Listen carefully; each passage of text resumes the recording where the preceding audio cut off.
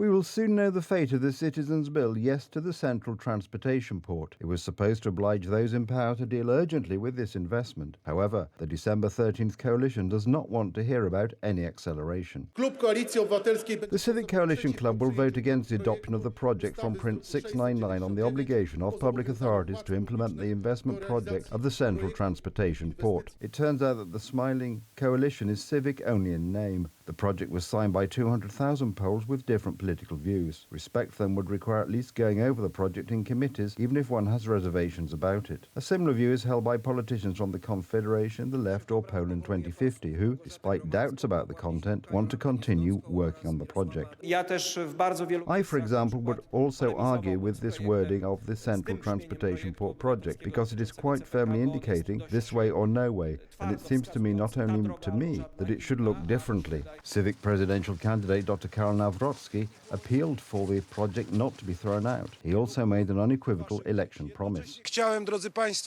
I wanted to clearly declare that as a citizens' candidate for the President of Poland, if the Citizens' Bill is rejected in the first reading today, this bill will become my first legislative initiative as a future president. The attitude towards ambitious infrastructure projects may be one of the axes of the upcoming presidential election. When Rafał Trzaskowski says we don't need a central transportation port because we have an airport in Berlin, when he then changes his mind and says that we will make Berlin's competition with an airport in Modlin, such that the Germans will see for themselves, I think they will laugh when they hear this. It is Karol Nawrocki who unequivocally supports the central transportation port, collects signatures and supports the Citizens' Bill. Polls show that the construction of the central transportation port is wanted by the vast majority of Poles. Donald Tusk cannot completely ignore the voice of the sovereign. Hence, a surprising announcement was made before the last cabinet meeting.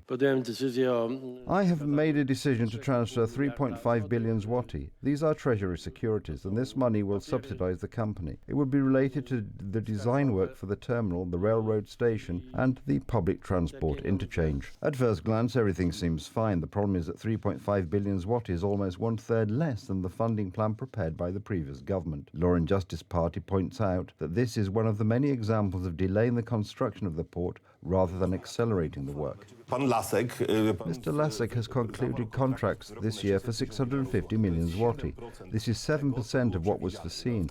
At this rate, the transportation port will be built for several decades. I think it was calculated that the construction would take around 60 years. So I understand that Mr. Lasek at this rate will invite us to the opening of the Central Transportation Port in 2085. The construction of the Central Transportation Port has been heating up public opinion since Donald Tusk's power. Although officially the project is to be continued, it is to be done in a truncated form and with a postponed implementation time. I have no doubt that it should be implemented. The question is who and why is blocking it, or who and why is acting to delay it as much as possible, because I have no doubt that at least the actions to delay this project as much as possible through various kinds of inhibiting actions have been continuously carried out for a year. The vote to reject the Yes to the Central Transportation Port project is expected to take place later today. Meanwhile, apart from delays to the Central Transportation Port by Donald Tusk and his government, Tusk is also damaging Polish-American relations. An American commentator, Matthew Foldy, on air with Newsmax, quotes Tusk's lies about Donald Trump's agent activities on behalf of the Russian Federation, and the Prime Minister's own denial that such words were never said.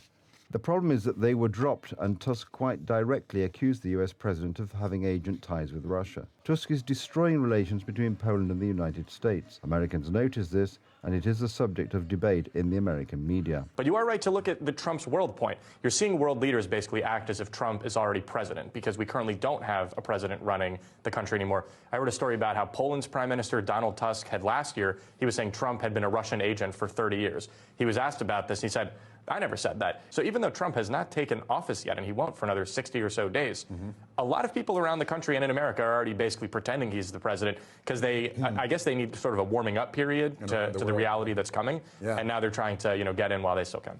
Donald Tusk should not count on his past attacks on Trump being forgotten, especially since his name is being mentioned on US news programs as an outspoken opponent.